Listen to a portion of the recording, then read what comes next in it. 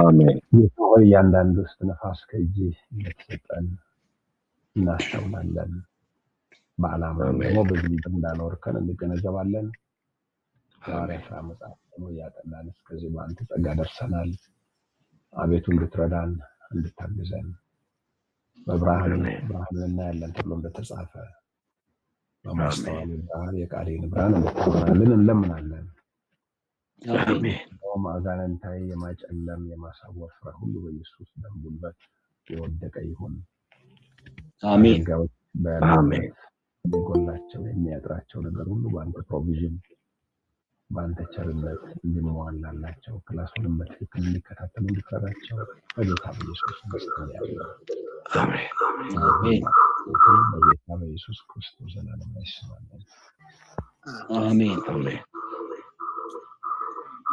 ኦኬ ስለዚህ ምዕራፍ 11ን እንቀጥላለን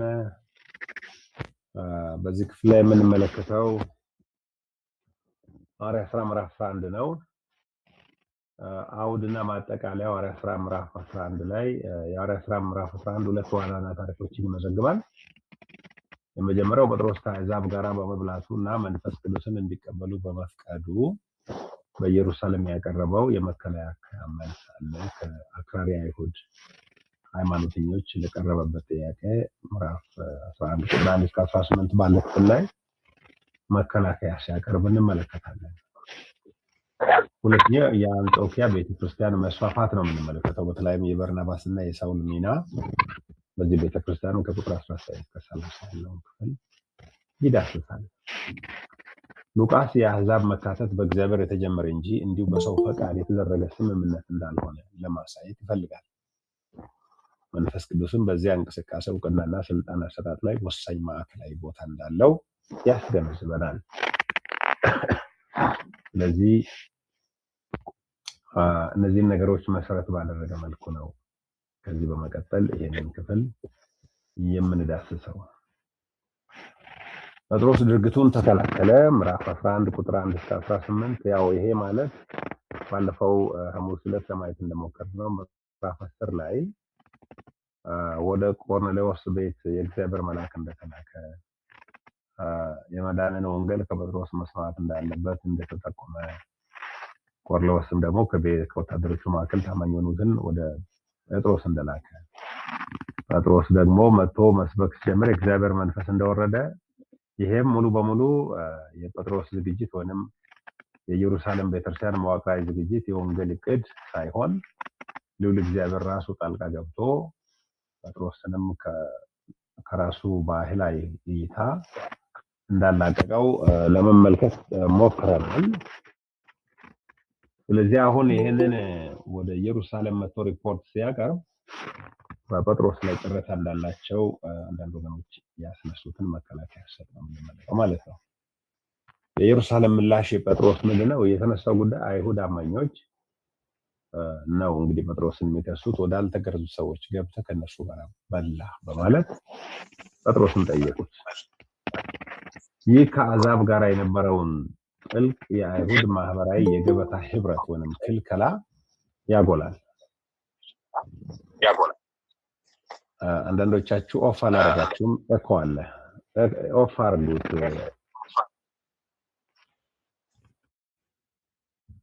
አንድ ሰው ኦፍ ያላረጋ ያልዘጋል ያው የተዘጋ ይመስላል ስለዚህ የመንጻት ደንብ ድንበሮችን የሚያንጸባርቅ ነው ይሄም በብሉይ ኪዳን የተቀመጠ ነው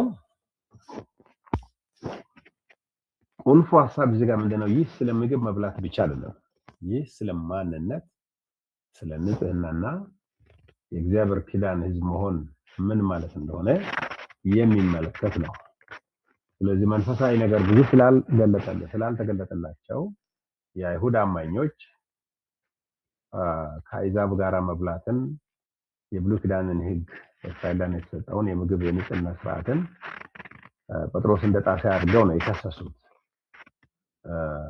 ስለዚህ ይሄ ምግብ መብላት ብቻ አይደለም ግን ክፍሉ የሚያወራው ይህ ስለማንነት በአይሁድና በአሕዛብ መካከል ያለውን ማንነት የሚያሳይ የንጽህናን ትርጉም የሚያሳይ እና እግዚአብሔር ኪዳን ህዝብ መሆን ማለት ምን ማለት እንደሆነ እነሱ አልገባቸውም እንጂ ለዓለም ብርሃን መሆን እንጂ ጅምር ላይ እግዚአብሔር የአይሁድን ህዝብ የሰጣቸውን ተልእኮ እንዲፈጽሙ መነሻ ሐሳብ በብሉይ ኪዳን ባሳየው ላይ ብቻ አሉ እንጂ ኢየሱስ ወደዚህ ምድር መጥቶ ብዙ የአይሁድ ሃይማኖቶችን ስርዓት በሚጥስ መልኩ የወንጌልን ብርሃን ወደ አሕዛብ ለማድረስ የሰጠውንም ትእዛዝ እሱ በተግባር ያሳየውንም አልተረዱትም። ምክንያቱም ጌታ ኢየሱስ ክርስቶስ ሰው የሚረክሰው ከሰው ልብ በመውጣ እንጂ ባልታጠበ እጅ መብላት አይደለም። ሌሎችም የለምጻሞችን በመንካት በተለያየ መንገድ በወንጌላት ላይ አሳይቷል። ያንን አሁን መንፈስ ቅዱስ መቀጠሉ ነው። በዚህ ኪነር የተባለ ጸሐፊ ምንድነው የሚለው? የሉቃስ ትረካ የሚስዮናዊነት መስፋፋትን ሁሉ ጊዜ በመንፈስ ቅዱስ የሚመራና በእግዚአብሔር የተጀመረ አድርጎ ይገልጻል እንጂ በሰው ሽማግሌዎች ላይ ብቻ የተመሰረተ አድርጎ አያቀርብም። ይህ ጭብጥ በሐዋርያት ሥራ እና በኪነር ማስተማሪያ ጽሑፎች ውስጥ በሙሉ ይገኛል። እንግዲህ ይሄ ምዕራፍ 11 ቁጥር 1 እስከ 3 ባለው ክፍል ላይ የምንመለከተው ሐሳብ ነው። የጴጥሮስ ማብራሪያ የምንመለከተው ቁጥር 4 እስከ 11 ነው።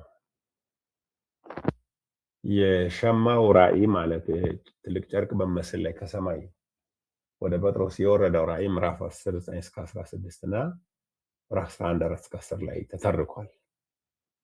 ንጹህና እርኩስ እንስሳትን የሚያሳይ ራእይ ነው። ይህ እግዚአብሔር ለንጽህና የሰጠውን አዲስ ትርጉም የሚወክልና የአሕዛብን መካተት በምሳሌ የሚያሳይ ነው። በጌታ የተመራ የእግዚአብሔር የኪዳን ማህበረሰብ አዲስ አተረጓጎም ያመለክታል። ስለዚህ የኪዳን ህዝብ ማለት በምግብ ራሱን አግሎ በአንድ ቦታ የተቀመጠ ሳይሆን እነሱ የሚንቁትን አሕዛብን እግዚአብሔር እንደተቀበላቸው በማየት የወንጌልን አድማስ በማስፋት ሌሎችንም ማካተት እንደሆነ ነው ክፍሉ በምግብ ምሳሌ አድርጎ የሚናገረው። የጴጥሮስ ተቃውሞና የእግዚአብሔር ትእዛዝ። ጴጥሮስ ራሱ መጀመሪያ ተቃወመ፣ ባለፈው እንዳየነው። ይህም የአይሁድ ስለ ንጽህና የነበራቸው ግምት ምን ያህል ጥልቅ እንደነበረ ያሳያል። ነገር ግን የእግዚአብሔር ድምፅ እግዚአብሔር ያነጻውን አንተ ርኩስ አትበለው ስለ አጥብቆ ተናግሯል። የዚህ ጋር የምንማራቸው ወይም ማስተዋል ያለብን ነጥቦች ምን ናቸው? የመንፈስ ቅዱስ ስራ ብዙ ጊዜ የባህል ድንበሮችን ይሰብራል። እንዲሁም ወግና ልማድ እንደገና እንዲተረጎሙ ይጠይቃል። እግዚአብሔር ተልእኮን ይጀምራል። በማህበረሰብ ዘንድ ተቀባይነት ከመገኘቱ በፊትም ለመታዘዝ ኃይልን ይሰጣል። ስለዚህ ለጴጥሮስ ኃይል ተሰጥቶታል። የአይሁድ የባህል ድንበር ተጥሷል። ይህም በሰው ስራ በሽማግሌ ቢሆን ከባድ ነበር፣ ግን እግዚአብሔር ራሱ ጣልቃ ነው የገባው። አስገራሚ ነው። ዛሬም ትላንትና አርብ ቅዳሜ ይሁዳ አንድ ኮንፈረንስ ቦታ ነበርኩኝ። በዚያ ኮንፈረንስ ቦታ ወገኖች ሲናገሩ የወጣቶች ፕሮግራም ነው። ለረጅም ዘመናት ወደ ደጋው ክፍል ወጥተው ወንጌል ሲመሰክሩ ሰይፍ ይዘው ያባሯቸው ነበር። እነዚህ አክራሪ ኦርቶዶክሶች ቄሶቹ ከሌሎች መናፍስታዊ አሰራር ካላቸው ሰዎች ጋር በመቆራኘት ህዝቡን በማሸማቀቅ በማስፈራራት ወንጌል እንዳይሰበክ አድርገው ነበር። ግን መሆን ያጋጣሚ ማለትም ትምህርት ቤት መንግስት ትምህርት ቤት የተሰራበትን ቦታ ወደ ሌላ ቦታ ወስደው የጠበል ቦታ ነው ብለው መሬቱ በጣም ለም ስለሆነ ለራሳቸው ሊወስዱ ስለፈለጉ ከዚያ ደግሞ ተቃውሞ የተናገሩትን በማሸማቀቅ ስላስቸገሩ በጣም በህዝብ ዘንድ የተከበረ አንድ ሰው ከዚያ ረጅ ጀምሮ የእናንተን መስቀል ያው ለእናንተ ተረከቡ ብሎ ወደ ጌታ እንደመጣ ከሱ ጋር ቤተሰቡ ወደ 20 የሚሆን ወደ ጌታ እንደመጣ ሌሎች ደጋፊዎች አጠቃላይ 50 የሚሆን ሰው አንድ ጥሶ እንደመጣ ከዚያ በፖሊስ ፊት ድብደባ ነበረ፣ ድንጋይ ውርወራ ነበረ፣ የተጎዱ ሰዎች ነበሩ። ግን ሰዎች አሁን ታስረዋል። ታስረው በጌታ ያላቸውን እምነት አጽንተው ይዘዋል። የወረዳው ሊቀመንበር ኦርቶዶክስ ስለሆነ እነሱን በመደገፍ ሽፋን ይሰጥ ነበር። ግን በጣም በሚገርም ሁኔታ ሰዎች ለረጅም ጊዜ ቤተክርስቲያን መስክሮ ሄዶ ያልቻለውን እግዚአብሔር ጣልቃ ገብቶ 50 የሚሆን ነፍሳት አንዴ እንደመጣ ሌሎች የቤተክርስቲያናት ደግሞ ቃሊቲ አባላት በሙሉ ማቴሪያል ይዘው እዛ ቤተክርስቲያን ለመስራት እንደተንቀሳቀሱና እግዚአብሔር ስራ በሚገርም ሁኔታ የተንቀሳቀሰ እንደሆነ ሰምቼ በርቱ የእግዚአብሔር ቀናት ውስጥ እየሰራ ነው እያልኩ ከሐዋርያት ሥራ ምዕራፍ 10 ጋር እያነጻጸርኩ ሲናገር ነበር ለነሱና እግዚአብሔር ዛሬም በስራ ላይ ነው። ስለዚህ እዚህ ጋር የምናየው የመንፈስ ቅዱስ ስራ ብዙውን ጊዜ የባህል ድንበሮችን ይሰብራል።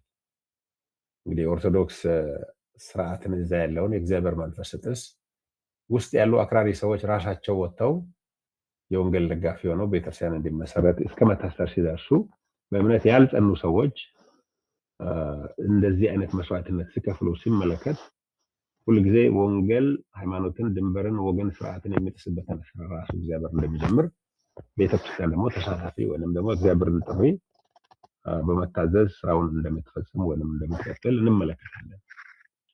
እግዚአብሔር ተልእኮን ይጀምራል። በማህበረሰቡ ዘንድ ተቀባይነትን ከመገኘቱ በፊትም ለመታዘዝ ኃይልን ይሰጣል።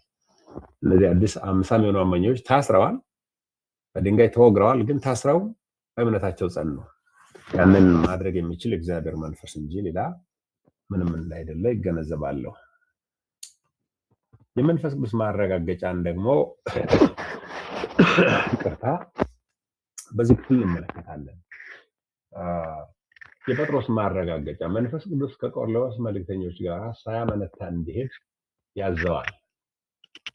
ልክ በጴንጤቆስጤ እንደሆነው መንፈስ ቅዱስ በአሕዛብ ላይ መውረዱ እግዚአብሔር እነሱን መቀበሉን ያረጋግጣል። ስለዚህ እግዚአብሔር የተቀበለውና ይቃወም ዘንድ ማን ነኝ? እግዚአብሔር ሂድ ካለ ሳታመነታ ሂድ ካለ መንፈስ ቅዱስ ካፈሰሰ ማን ነኝ ብሎ ነው መከላከያ የሰጠው። ኪንር የተባለ ጸሐፊ በዚህ ላይ ምንድነው ያለው? ሉቃስ የቀድሞዋን የአይሁድ ቤተክርስቲያን ያበረታው ያ መንፈስ ቅዱስ ራሱ አሕዛብ አማኞችንም እንደሚያበረታ እንደሚያቀና አበክሮ ይገልጻል። ይህም በእግዚአብሔር በመንፈስ የሚመራ ተልእኮ ውስጥ ቀጣይነት እንዳለ ያሳያል። ይህ እንዲሁ የሥነ ምግባር መቻቻል ብቻ አይደለም፣ በመንፈስ የተረጋገጠ የሥነ መለኮታዊ እውቅና ነው።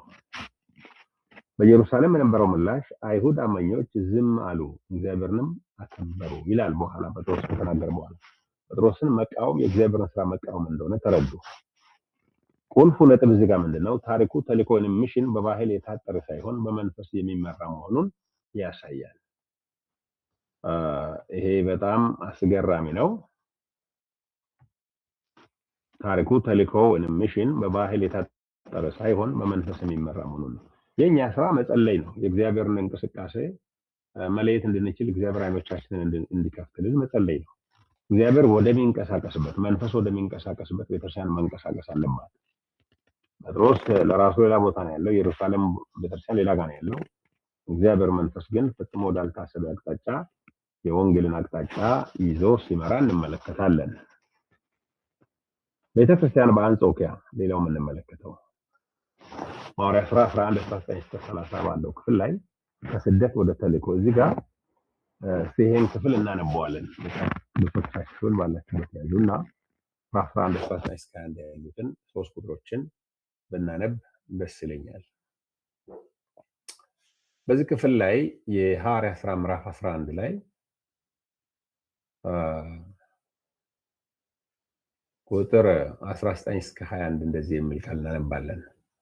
በእስጢፋኖስ ላይ በተነሳው ስደት ምክንያት የተበተኑ ታማኞች ቃሉን ለአይሁድ ብቻ እየተናገሩ እስከ ፍንቄ፣ እስከ ቆጵሮስና እስከ አንጾኪያ ድረስ ዘለቁ። እዚህ ጋር በጣም ማስተዋል ያለባችሁ ነገር በእስጢፋኖስ ላይ በተነሳው ስደት ምክንያት የተበተኑ ታማኞች ቃሉን ለአይሁድ ብቻ የሚል ቃል አለ። ቃሉን ለአይሁድ ብቻ እየተናገሩ ያ የሆነ ፍንጭ የሚሰጥ ቃል ነው። ለአይሁድ ብቻ እየተናገሩ እስከ ፍንቄ፣ እስከ ቆጵሮስና ከአንጾኪያ ድረስ ዘለቁ። ከቆጵሮስና ከቀረና የመጡት አንዳንዶች ሰዎች ግን ይላል። አሁን ደግሞ ሌላኛውን ለአይሁድ ብቻ የሚለውን የሚጣረስ ሐሳብ ሌሎች ደግሞ ጀመሩ።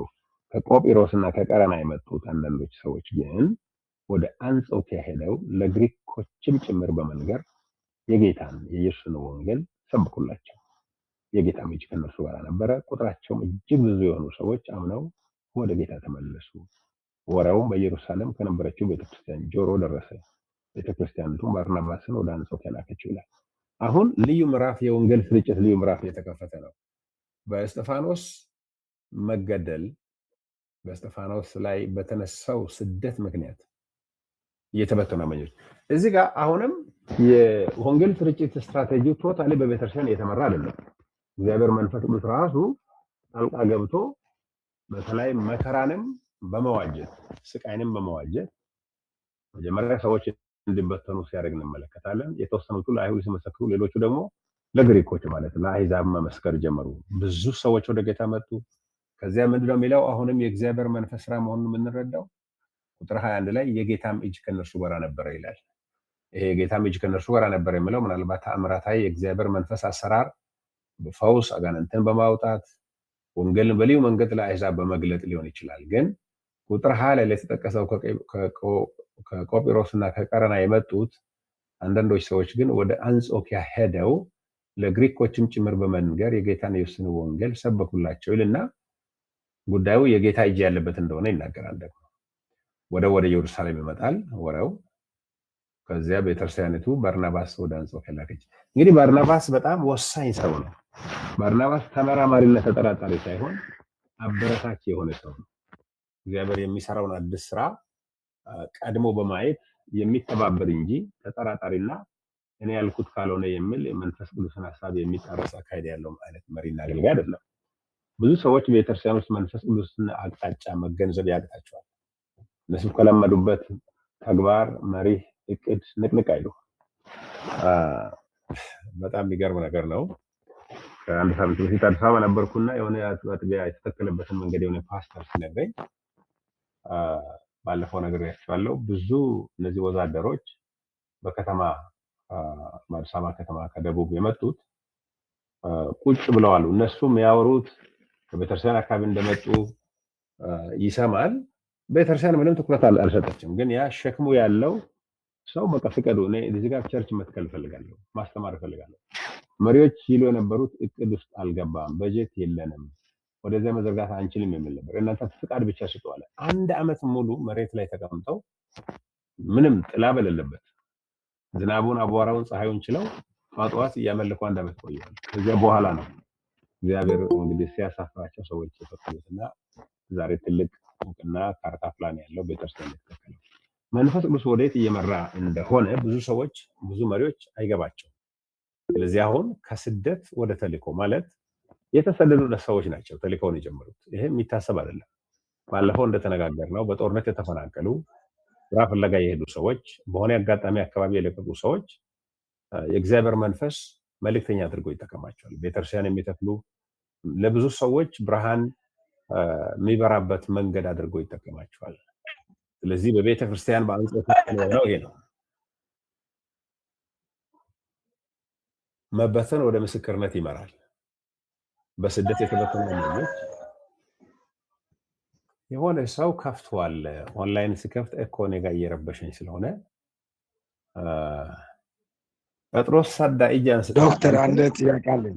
እሺ ጥያቄ አለ፣ ቀጥል። ግን ኦኬ ብቻ እዚህ ጋር እኔ ፕሬዘንት ሳረግ ማን እጅ እንዳነሳ እንዳላነሳ ማየት አልችልም። ጥያቄ አለኝ። እሺ ቀጥል።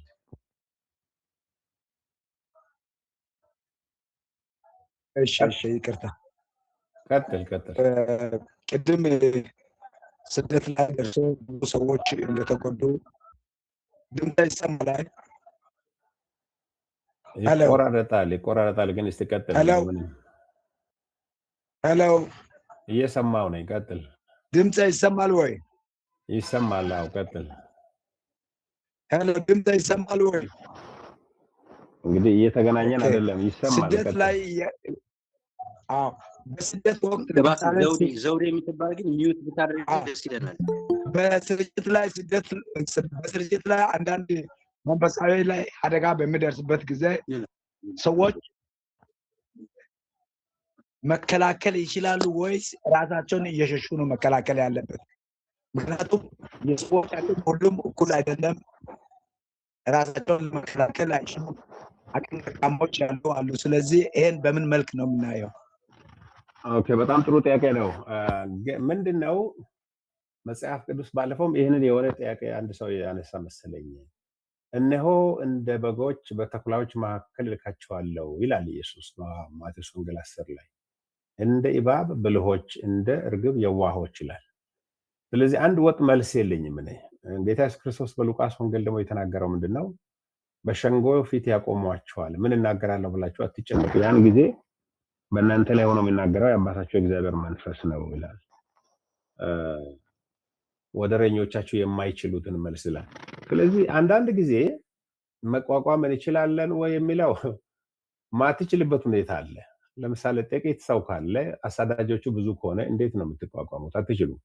የጳውሎስን እና የስላሴን ስንመለከት ትተው የወጡበት አለ፣ የታሰሩበት አለ፣ እንደ ሞተ ሰው ሆነው ትተው የሄዱበት አለ። አንድ ወጥ ምላሽ የለም። እንደገና ደግሞ መከላከል ይቻላል። መከላከል የማንችልበት ምናልባት ሁኔታ ውስጥ አለ።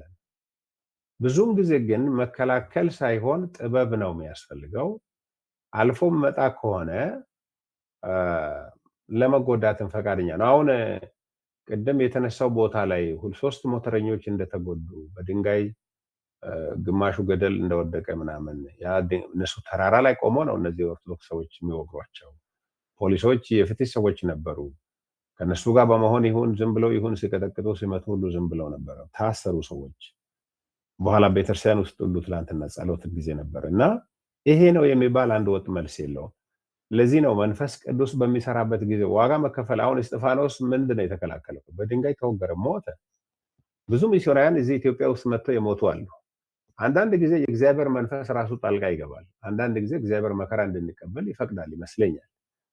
ለምሳሌ አሁን ምዕራፍ 12 እንሄዳለን። ጴጥሮስ 2 ጊዜ ያክል ከእስር ቤት እንደወጣ ሐዋርያት ሥራ ያስተምረናል። መጥምቁ ዮሐንስ እንደተሰየፈ፣ ያዕቆብ እንደተሰየፈ እንመለከታለን። እግዚአብሔር ሁሉ ጊዜ አንድ አይነት ስራ አይሰራም። ስለዚህ እሱ ምን እንደሚበጅ ያውቃል። እኔና እናንተ ግን አንድ መጸለይ ጥሩ ነው፣ እግዚአብሔር መንፈስ እንዲመራን። ስለዚህ ምንድነው መመከት የሚለው ነገር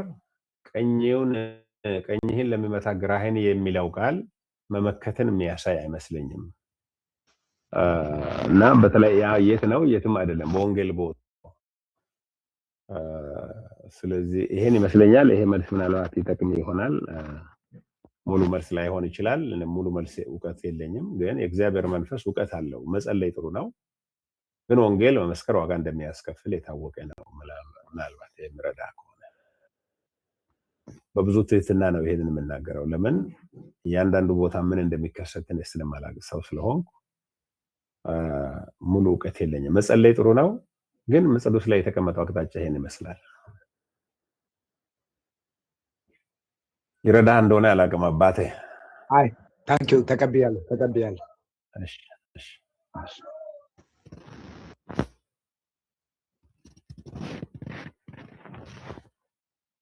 እሺ በዚህ ላይ አሁን የምንመለከተው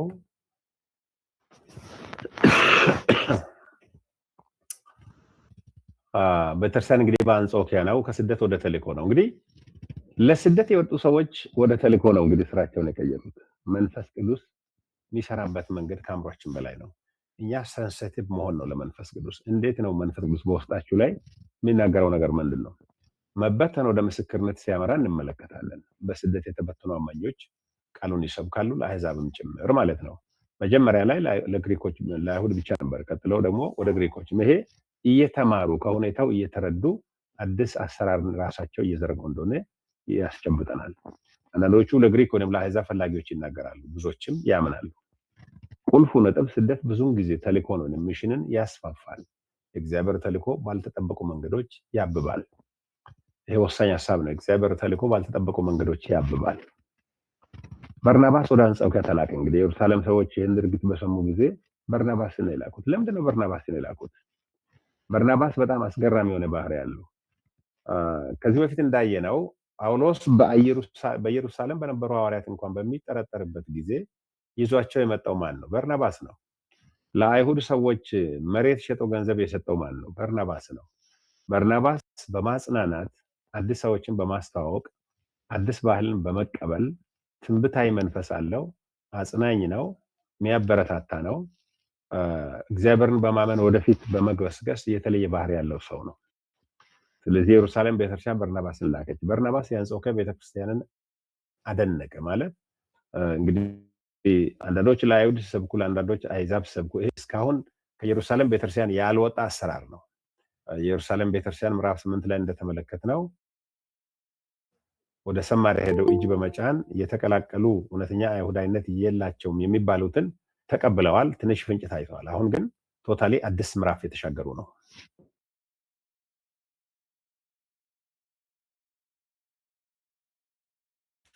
ስለዚህ በትና ለአንድ ዓመት በዚያ እንዲያስተምሩ አመጣው። ኪለር የተባለ ቴዎሎጂያን እዚህ ጋር እሱን መጽሐፍ እንድጠቀምበት ምንድን ነው የሚለው? በርናባስ የተግባር ሰው ነው፣ በማጽናናት በማበረታታት። ጳውሎስ ግን የስነ መለኮት ሰው ነው፣ ምክንያቱም የአሕዛብ ሐዋርያ ነው። ስለዚህ የአሕዛብ ሐዋርያ እንደመሆኑ መጠን መጽዱሳዊ ወይም የእግዚአብሔርን ሐሳብ በመተንተን በጣም የተሻለ እውቀት አለው። ስለዚህ ነው ፈልጎ ያመጣው፣ ጴጥሮስን አላመጣም። ምክንያቱም ጥሪው የሱ ስለሆነ ማለት ነው። የማስተማሪያው እዚህ ጋር ዋና ነጥብ ምንድነው? መንፈሳዊ መሪነት ስለማበረታታትና ማህበረሰብን ስለመገንባት ነው። እዚህ ጋር አዲስ የቤተክርስቲያን ማህበረሰብ የተገነባ ነው፣ አሕዛብ የሆነው ማለት ነው። ማበረታታት በመንፈሳዊ መሪነት ትልቅ ሚና እንዳለው ማወቅ አለባቸው። ተቺዎች መሆን ወይንም ደግሞ የተጀመረውን እግዚአብሔርን ስራ የተለያየ ነገር በቤተክርስቲያን ባህል፣ ወግ፣ ደንብ ስላለ ብቻ መሰቸትና መሸሽ ወይንም ማንኳሰስና መበተን ሳይሆን ትንሹን ጅማሬ ያልጠራውን ጅማሬ የሚያበረታቱ በአዎንታዊ መንገድ የሚያዩ መሪዎች ወሳኝ ናቸው ማለት ነው። የበርናባስ ስም ትርጉሙ ቃል በቃል የመጽናናት ወይንም የማበረታታት ልጅ ማለት ነው። ይሄ ገራሚ ነው በጣም። ክርስቲያን የሚለው መጠሪያ የተወለደው በዚህ በሐዋርያት ሥራ ምዕራፍ 11 ቁጥር 26 ነው። ክርስቲያን ለመጀመሪያ ጊዜ በአንጾኪያ ጥቅም ላይ ውሏል። አማኞች በዘራቸው ሳይሆን ለክርስቶስ ባላቸው ታማኝነት እንዴት እንደታወቁ ያንጸባርቃል ክፍሉ። አሕዛቦች አልተባሉም፣ አይሁዶች አልተባሉም። ክርስቲያን ክራይስት ከሚለው የመጣ ነው። ክርስቶስን ለክርስቶስ ያላቸውን ታማኝነት በሚገልጽ መንገድ ነው የተጠሩት። ዛሬ ላይ ግን ክርስቲያን የሚለው እንዴት እንደሚጠራ አብዛኛዎቻችሁ ታስተውላላችሁ። መስቀል በአንገት ላይ ስላንጠለጠለ ብቻ ክርስቲያን ይባላል። ለክርስቶስ ታማኝነት ሳይኖር፣ ለክርስቶስ አስተምሮ፣ ለክርስቶስ ማንነት፣ ለክርስቶስ የመስቀል ስራ፣ ለክርስቶስ የሞትና የትንሣኤ ስራ ዋጋ በማይሰጥ መልክ ሰዎች ዛሬ በማህበራዊ መልክ ክርስቲያን ሊባሉ ይችላሉ። ግን በአንጾኪያ ለመጀመሪያ ጊዜ እንግዲህ ኢየሩሳሌም አይደለም የተጠራው፣ ልብ በሉ። ኢየሩሳሌም ሐዋርያት ያሉበት ነው። ግን አሕዛብ ወደ ወንጌል በመጡበት እነ በርናባስ ባሉበት የተበተኑ ሰዎች ወንጌል በሰበኩበት ቦታ ነው ክርስቲያን የሚለው ዛሬ በዓለም አቀፍ የታወቀው ስም የተጠነሰሰውና የተጀመረው። ያውም ለክርስቶስ ባላቸው ታማኝነትን በሚያስታውስ መልክ ነው የተጠሩት። ቁልፉ ነጥብ እዚህ ጋር በክርስቶስ ያለ ማንነት ከባህልና ከዘር ድንበሮች በላይ ነው ማለት ነው። መታወቂያችን የምንሰባሰብበት የምንገናኝበት በክርስቶስ ማንነት ላይ በተመሰረተ ህብረት ነው የሚል ነው። እንግዲህ ነቢያት በአንጾኪያ እና የረሃብ እርዳታ ደግሞ ሲያደርጉ እንመለከታለን። ነቢያት በአንጾኪያ አሁን የሚገርም ነገር ነው። ጸጋው በዚህ በአንጾኪያ አሕዛብን በቀላቀለ በዚህ ቤተክርስቲያን ውስጥ ነው ያለው። የነቢያትና የረሃብ እርዳታ ማለት ነቢያት ለዚህ እርዳታ አገልግሎት ያላቸው አስተዋጽኦ ምን እንደሆነ ያጎላል። ነቢዩ አጋቦስ ረሃብ እንደሚሆን ትንቢት ተናገረ። ቤተክርስቲያናቱን ለይሁዳ እርዳታ በመላክ ምላሽ ሰጠች። እንግዲህ አስቡ፣ አሁን እዚህ ጋር ቤተክርስቲያናቱ የአሕዛብ ቤተክርስቲያን ነው። ለማን ነው እርዳታ መልካው? ለይሁዳ ነው። ይሁዳ ደግሞ በዘርና በጎሳ ከተከደ ልዩ ወገን ነው። እነሱን የሚንቁ እነ ጴጥሮስን ሲከሱ የነበሩ ለምን ወደ አሕዛብ ቤት ገባ በላ የሚሉ ናቸው። ለእነዚያ ነው እንግዲህ ከአሕዛብ ቤተክርስቲያን ከአንጾኪያ ወደ ይሁዳ እርዳታ የተላከ ያለው። ይሄ የነቢያት ተጽዕኖ እንደሆነ ያሳያል። እዚህ ጋር ዋናው ሀሳብ ምንድን ነው? እውነተኛ ክርስቲያን ማህበረሰብ ትንቢታዊ ግንዛቤና ርኅራኄ የተሞላበት ተግባር ነው ያሳያል። ትንቢታዊ ግንዛቤ ማለት የእግዚአብሔር እይታ አላቸው። በአይሁድና በአሕዛብ መካከል ያለውን ቁርኝትና ትስስርን ከእግዚአብሔር እይታ አንጻር የሚያዩ ናቸው። በጉዳቱ ጊዜ ደግሞ የርኅራኄ የተሞላበትን ተግባር የሚፈጽሙ ናቸው።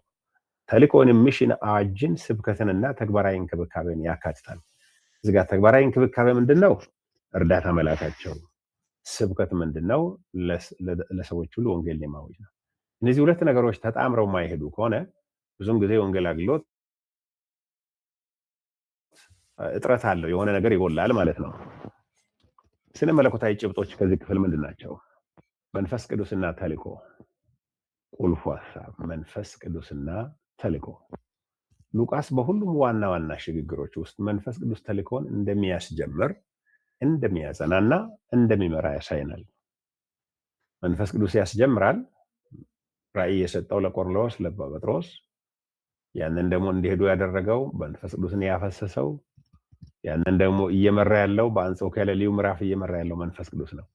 ስለዚህ ብዙ ጊዜ የወንጌል እቅድ የታላቁ ተልእኮ እቅድ ተብሎ ቤተክርስቲያን በሚወራበት ጊዜ መሪዎች ካስተዋሉ ለመንፈስ ቅዱስ ሚና ለመንፈስ ቅዱስ አቅጣጫ ቅድሚያ ሰጥተው መጸለይን መጾምን ዋና ማድረግ ይገባቸዋል። ተግባራዊ ሐሳብ ከዚህ ምንድነው? የወንጌል አገልጋዮች ተልእኮን በዋናነት እንደ ስልት ሳይሆን ለመንፈስ ቅዱስ የሚደረግ ጥንቃቄ የተሞላበት መታዘዝ አድርገው ሊመለከቱት ይገባል። እኔና እናንተ ከዚህ ክፍል የምናስተውለው ዋናው ሐሳብ ተልእኮ የሆነ ስልት ነድፎ መቀመጥ አይደለም። ለመንፈስ ቅዱስ የሚደረግ ጥንቃቄን የተሞላበት ታዛዥነት መሆን አለበት። ምንድነው መንፈስ ቅዱስ ተናገረ ያለው? ወዴት እያሳየን ነው? እርሱ የጀመረውን ይፈጽማል፣ ያጸናል፣ ይመራል። የኪዳን ድንበሮችን እንደገና መሳል በአዲስ መልክ ማየት ማለት ነው። የኪዳን ድንበሮች ማለት በብሉይ ኪዳን በምናየው መነጽር አናይም። መንፈስ ቅዱስ የወረደበት እየመራ ያለበት ዘመን ስለሆነ ነገሮችን ከመንፈስ ቅዱስ መነጽር አንፃር ማየት ተገቢ ነው። የጴጥሮስ ራእይና የኢየሩሳሌም ቤተክርስቲያን መቀበል እንግዲህ ራእዩን ጴጥሮስ አየ፣ እንደገና የኢየሩሳሌም ቤተክርስቲያን ተቀበለችው። እግዚአብሔር የእምነት ማህበረሰቡ ሁሉንም ህዝቦች እንዲያካትት እንደገና እየወሰነ እየተረጎመ መሆኑን ያሳያል። ተግባራዊ ሐሳቡ ምንድነው? ከዚህ ወንጌል አማኞች የባህል ግድግዳዎችን እንዲሻገሩ ደጋግሞ ይጋብዛል የእግዚአብሔር መንፈስ። የባህል ግድግዳዎች ምንድናቸው? ቀጣይነትና መቋረጥ። የኮንቲኒቲ እና ዲስኮንቲኒቲ የሚባለው ነገር ምንድነው? ቀጣይነቱ አሕዛብ ከአይሁድ አማኞች ጋር ያንኑ መንፈስ ተቀብለዋል። ይቀጥላል የእግዚአብሔር ስራ ሳይደናቀፍ። ይህም በእግዚአብሔር ስራ ውስጥ ያለውን አንድነት ያሳያል። ለአይሁዶች በተሰጠው መንገድ መንፈስ ቅዱስ ለአሕዛብ ተሰጠ። መቋረጡ ለውጡ ምንድነው? የድሮ የሥርዓት ድንበሮችን ከእንግዲህ የእግዚአብሔርን ህዝብ አይገልጹም። በክርስቶስ ማመን እንጂ ማመንና የመንፈስ ቅዱስ ምስክርነት ግን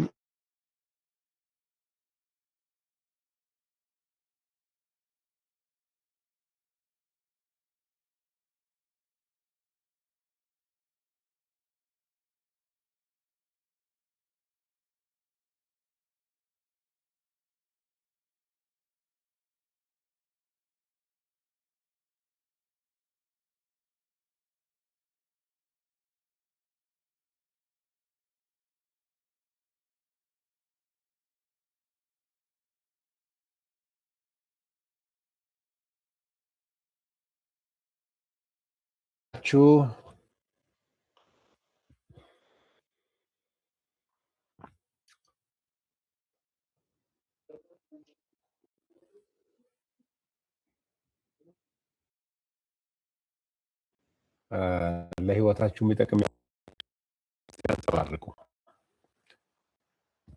ሽመልስ ዮሐንስ እጅ አንስተሃል። እስቲ ሐሳብህን አካፍልልን።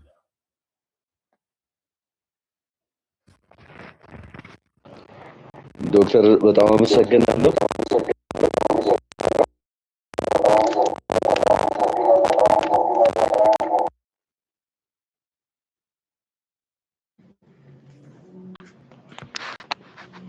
እኔ ጋር አልመሰለኝም ይሄ ድምጽ።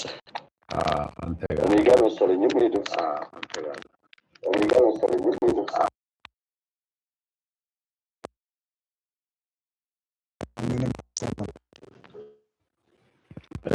እኮ አለ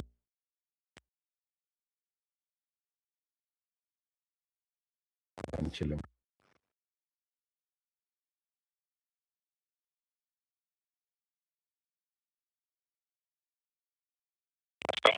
እሺ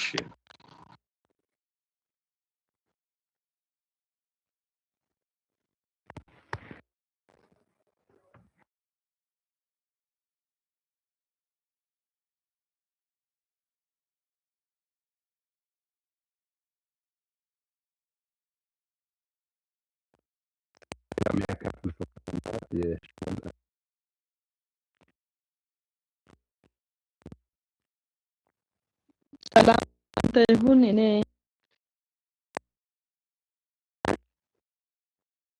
ቀኛውን ክርስቲያን የክርስቶስ ታማኝነት የሚያሳብሩ አሁን ክርስቲያን በምን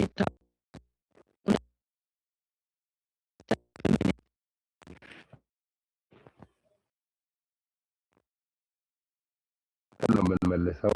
እንዴት ነው የምታወቀው አንቺ አካባቢ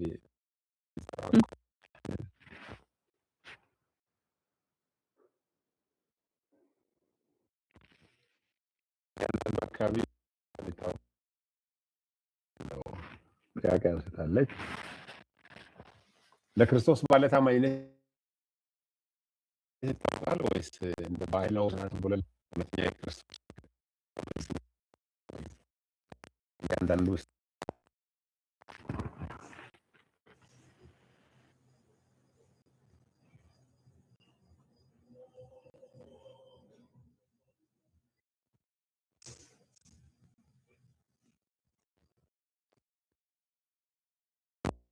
መልስ የለም።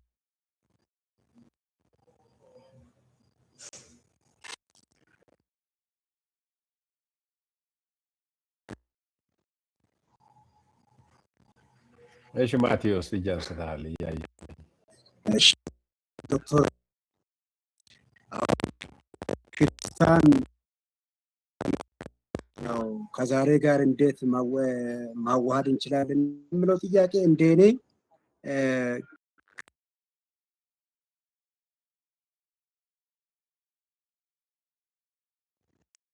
ክርስቲያን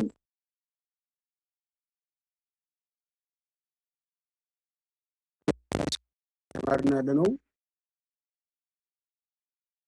ሌላም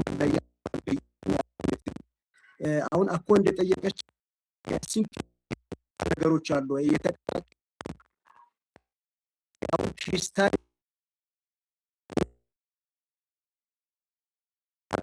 ሰዎች አሉ በሰዎች አሉ። ይህንን ከዛ ለየት የሚያደርገው ነገር ክርስቶስ ከምለው የመጣ ነው።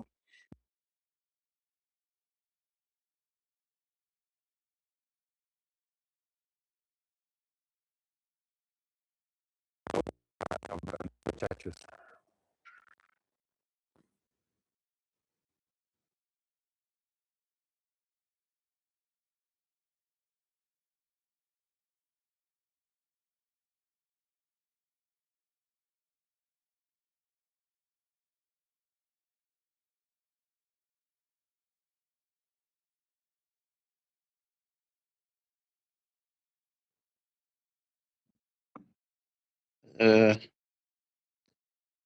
እጅ አንስቼ ነበረ ዶክተር። ቀጥል፣ ተናገር ቸርነትሽ። እሺ ክርስትና በዚህ ዘመን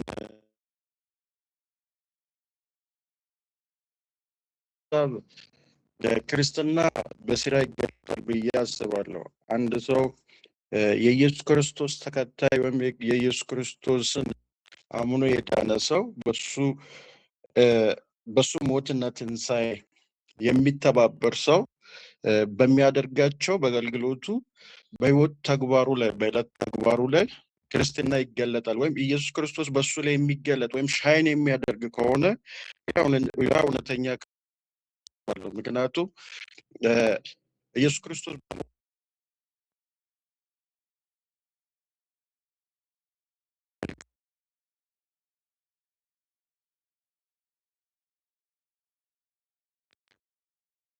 ላይ ሲፈተሽ በዛ በክርስቲያን እንደነ ጳውሎስ እንደነ ባርናባስ ኖሮ ያለፉ ሌላችን ክርስቶስ ነው። ስለዚህ በሱ እውነተኛ ክርስትና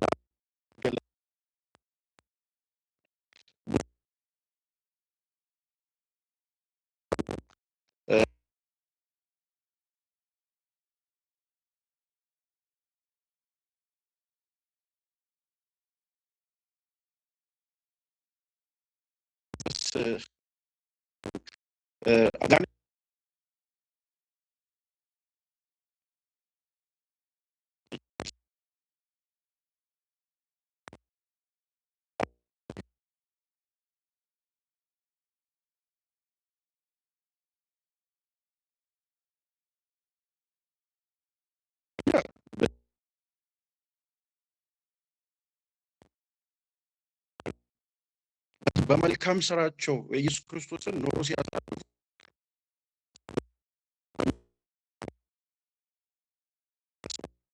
ፖርቹን ወጣ ብዬ እንደሆነ ሶሪ ላለው እናመሰግናለን።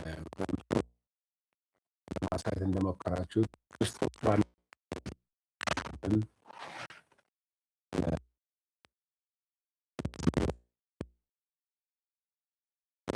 ክርስቲያን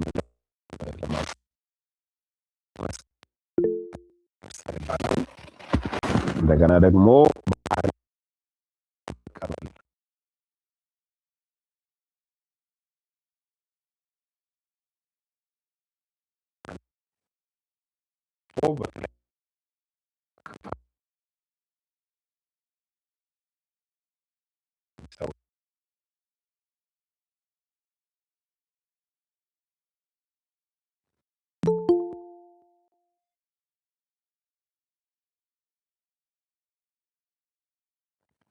ለሞተ ይማል የሚለው አይነት የራእይ መጽሐፍ ላይ ጌታ ኢየሱስ ክርስቶስ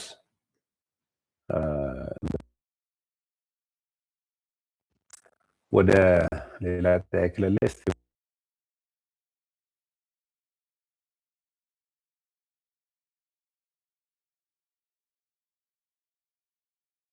እና አማኞች ልዩነታቸው ምንድነው?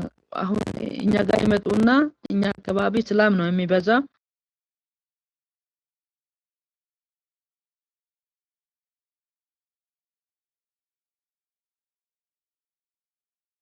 ገባቸው ነው የሚጠይቁት። ክርስቲያን የሚለውን አሁን ከመጽሐፍ ከእግዚአብሔር ቃል ነው ምናልባት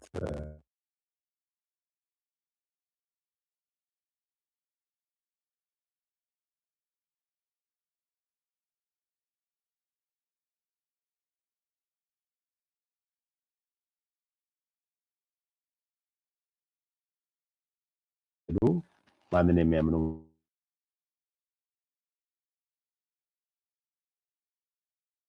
ላይ ለመነሻ እንዲሆነ ቃሉ ከየት እንደወጣ ምን ማለት እንደሆነ ከተረዳን ሌላውን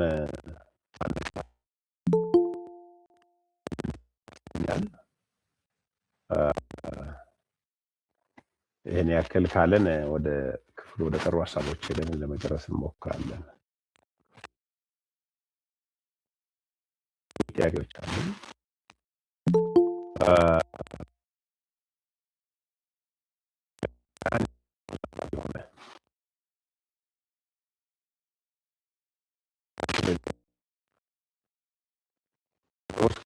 ጋራ መብላት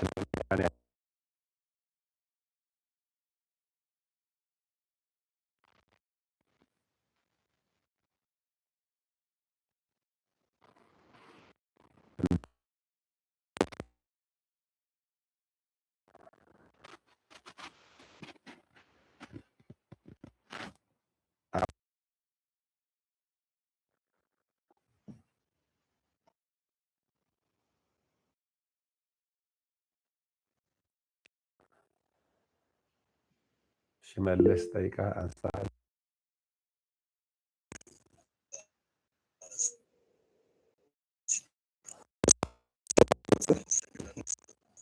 እሺ የጴጥሮስ ከአሕዛብ ጋር ምግብ ይሄን ያህል አጠያያቂ የሆነው አንደኛ ከልማዳቸው ከባህላቸው ቅድምም እንደተማርነው ማንነታቸውን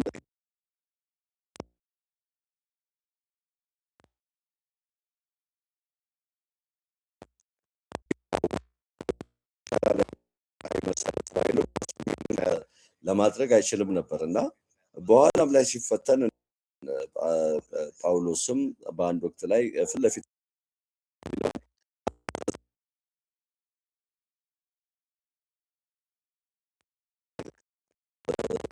ቅድም እንደተማረው የኪዳን ሰዎች መሆናቸው ለተልእኮ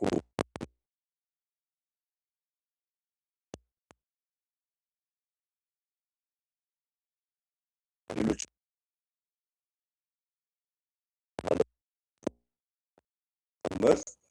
ስለዚህ እሱ ገጠመው ምክንያት እንዳራከሰ ከቅድስና ምን ባህላቸው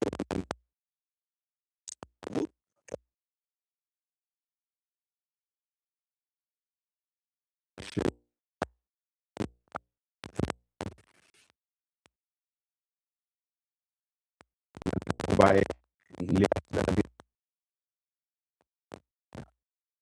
እኔ በት አካባቢ ሙስሊም ይበዛል። አንዳንድ ቦታዎች ላይ ስጋ ቤቶች የሉ።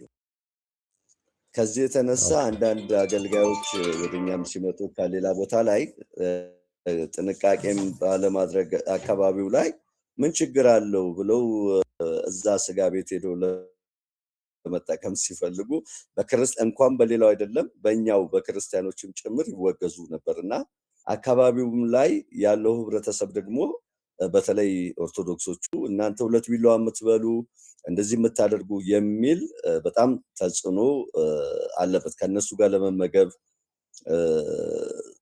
አስቸጋሪ ይሆናል። ምክንያቱም እነሱ የሚመገቡትን አይነት ነገር ለመመገብ አስቸጋሪ የሚሆንበት ሁኔታ ነበርና እንደዚህ አይነት ነገሮችም ተከስቷል። አገልጋዮች ከሌላ ቦታ ሲመጡ አውዱን ባለመጠበቅ ዛጋም ጥንቃቄን ባለማድረግ ምን ይሆናል ብሎ አንድ ከተማ ላይ እንደውም ማስታወሳለሁ ረጅም ጊዜ አገልጋዩ ይጠቀም የነበረው በቃ እኔ ነፃነት አለኝ በሚለው ለሌሎች ባለማሰብ ይጠቀም ስለነበረ ብዙ ሰዎች ሲመሰከርላቸው ቻሌንጅ ያደርጉ ነበር። እናንተ እምነት የላችሁ የሚል ሐሳብ ነበራቸውና እንደዚህ አይነት ቻሌንጆች አይተው እምነት ቢኖራችሁ ኖሮ እንዲህ ነበር ወይ ከዚህኛው ትሆናላችሁ የሚል ያው የባል ገደብ ነበረ ለማለት ነው። እና ገጥሞናል እንደዚህ አይነት ነው። ሌሎቻችሁስ እንዴት ነው? የጴጥሮስ ምግብ ያን ያህል አወዛጋቢ ለምን ሆነ የሚለውን ተሰምተናል። ግን በእናንተ ቤተክርስቲያን አወዛጋቢ ነገሮች አሉ ወይ? የወሰዳችሁት እርምጃ ምንድነው? መጸዱሳ እይታችሁ ምንድነው?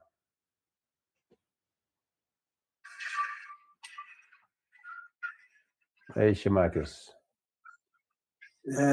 ጥሩ ነው። ጥሩ ሀሳቦች ነው የተነሳ። እኔ ኢሉባቦር በወንጌል ሚሽን በነበርኩበት ጊዜ ላይ በኦሮሚያ ክልል ልክ የተገለለ ነገሮች እንደነበሩ ከዛ እኔ ተምሬያለሁ። ከነሱ ጋር ገንፎ መብላት፣ የተለያዩ ስጋ መብላት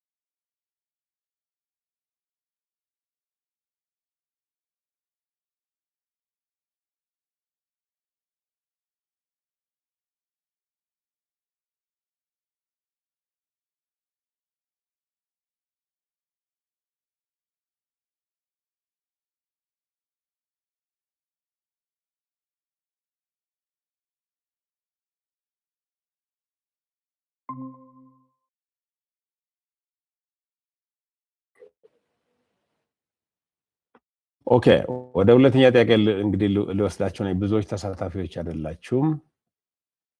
ኦኬ እሺ፣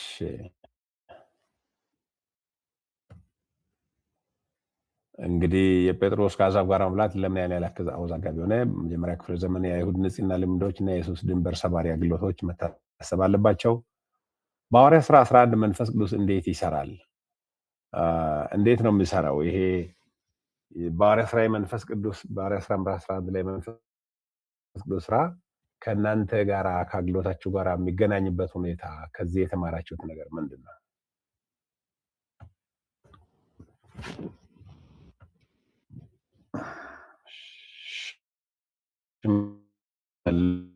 ልስ ወይ ሌላ ሰው በፊት የተነሳ ይመስለኛል እያለ ሀሳብ። እሺ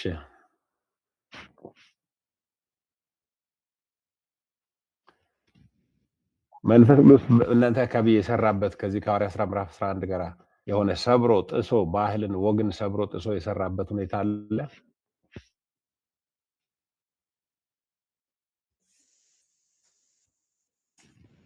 ኦኬ እሺ እንግዲህ ወደ መነሻው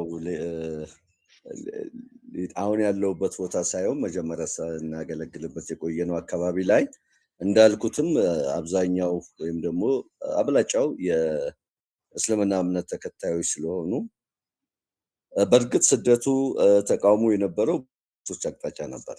እንደውም የበለጠ አስቀድሞ ላይ ከዛ በኋላ ነው እንደውም ኦርቶዶክስ ደግሞ ሙስሊሞች ደግሞ መቃወም የጀመሩት እና አንዳንድ ጊዜ በእነሱ ከነሱ መሃል እግዚአብሔር አምላክ ማለት መንፈስ ቅዱስ ተናግሯቸው ቸርች የሚመጡ ሰዎች ነበሩ።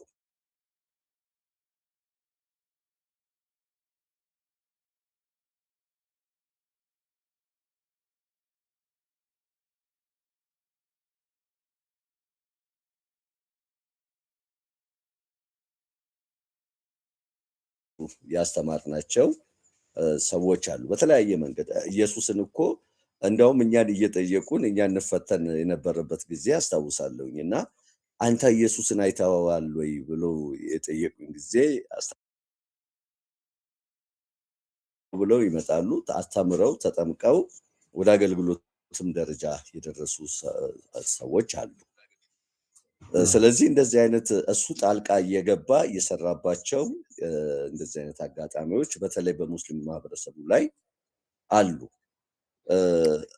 በድብቅና ማንም ሳያቅ ነው መማር የሚፈልጉት። አንዱን ማስታውሰው አንድ ጊዜ እኔ የቀጠርኩት ቤቴ ነበርና በምሽት ላይ እንዲህ በጣም ስለነበር ቸርች ሜት ስለማይችል እንዳጋጣሚ ሌላ ሰው ሲመጣ ሲያየው አይ በቃ አሁን ከዚህ በኋላ ቤተሰቤን እንኳን ማትረፍ የማልችልበት ሁኔታ ይፈጠራል ሰው ባያየኝ፣ ምክንያቱም እየተማርኩኝ ሁኔታዎችን እስካስተካከል እንዲህ ብሎ በጣም የተሸማቀቀበትን ጊዜ አስታውሳለሁ። እንደገናም ሌላ አንድ ከራሱ ሼኪ የሆኑ ምናልባትም ስሙን መናገር ይቻላል በእንደዚህ በጌታ መንፈስ ቅዱስ ምሪት ተሰጥቶት በአሁኑ ሰዓት በወንጌላዊነት የሚያገለግል ሼኪ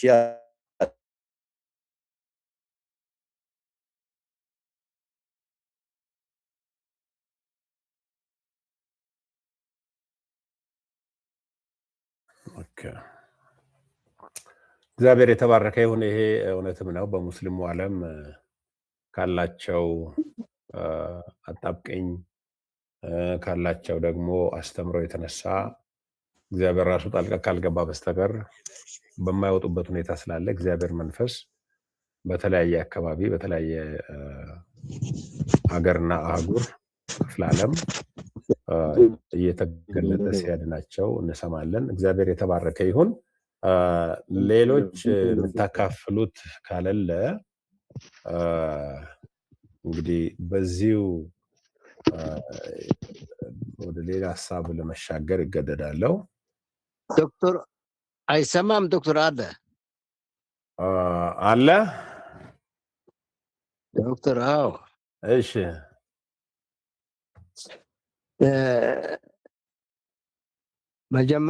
እኔ በሚያገለግልበት ዙሪያ ኤሪያ ላይ በጣም ባህልን ጢሶ የገባበት ሁኔታ ነበር። ያም በጣም ምግብ አይበላም፣ በዚህ ቤት መግባትም አይቻልም።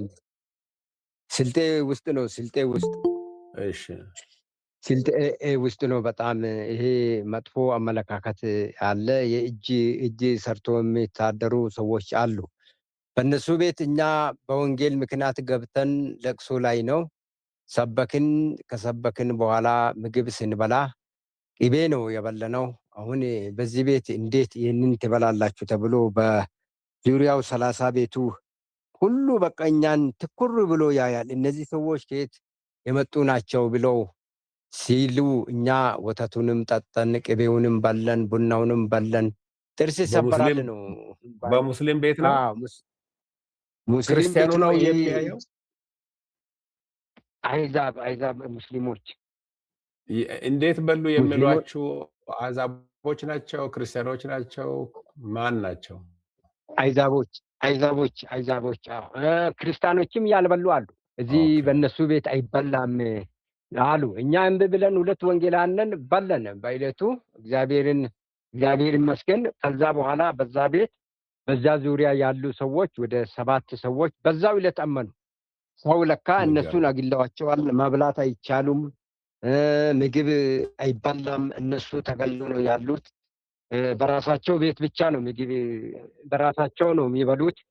እኛ ከዛ በለን። ከዛ በኋላ ተደስተው ምግብ በዛን ቀን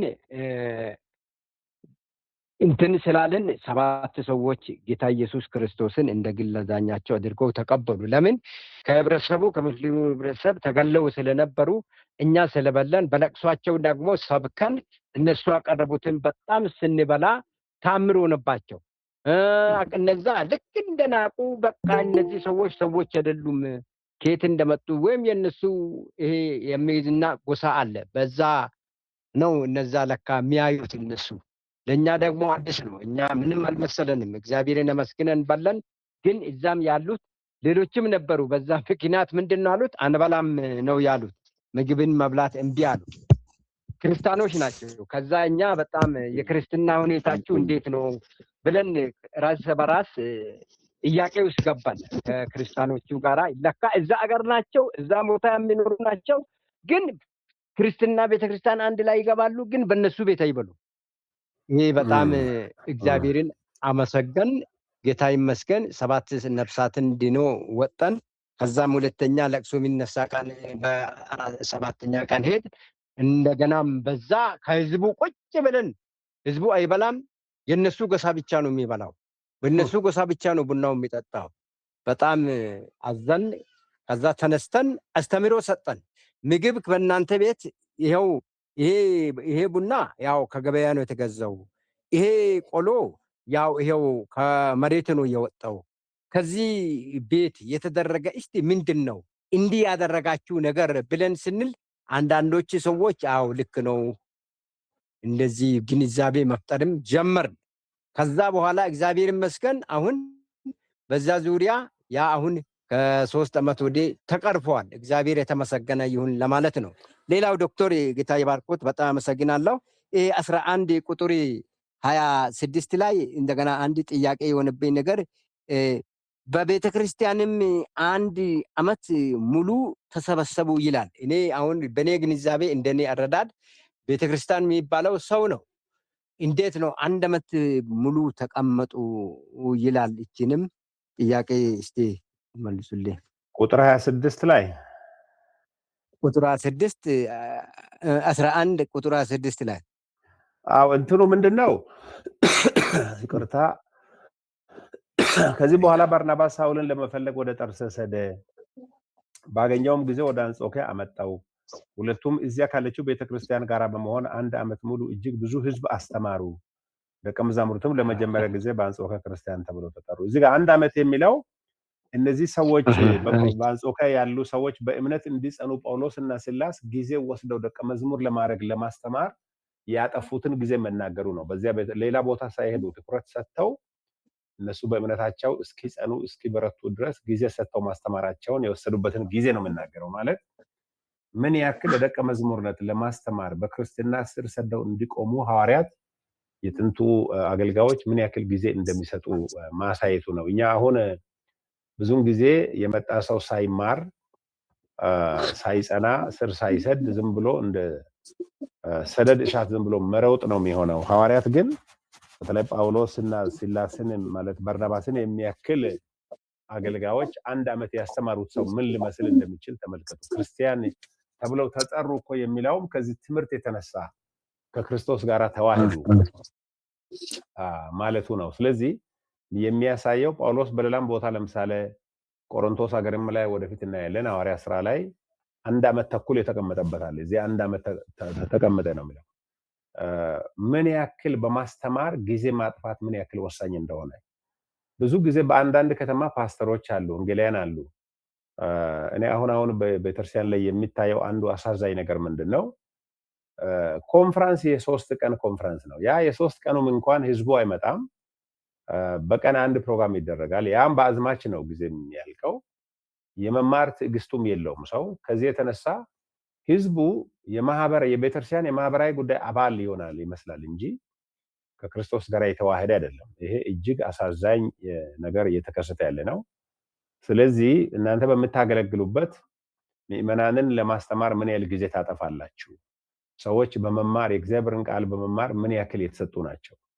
ዛሬ ጊዜ የሌላቸው ይሁድ ደንበኞች መጥተው ፊት አሳይተው የሚሄዱ ወጣቶች ደግሞ በሙዚቃ መሳሪያ ሞቅ ብሏቸው በመዝሙር ያላቸውን ሞቅታና ደስታ አሳይተው የሚመለሱ ለመማር ትዕግስት የሌላቸው ናቸው።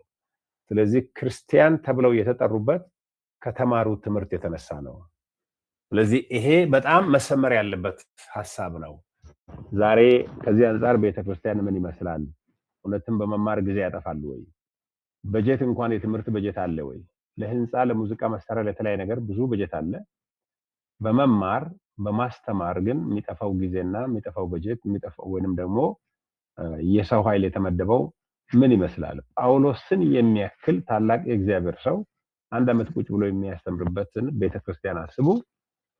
በየሳምንት እንግዳ እየተጋበዘ ለራሱ ያልገባውን እየረጨ ሰው በሚሄድበት ቤተክርስቲያን ያለ ምዕመን ምን ሊመስል እንዳለ ማስቡ። ስለዚህ ይሄ እጅግ ወሳኝ የሆነ ነጥብ ነው። ይሄ የሚረዳ ከሆነ ወንድም ጴጥሮስ ይሄን ይመስላል።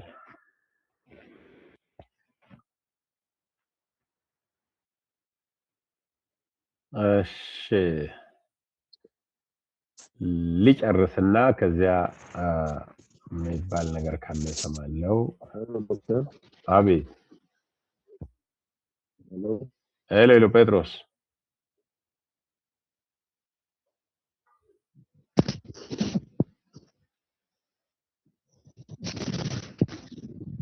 ጴጥሮስ ተከታትለሃል የሰጠሁትን ምላሽ?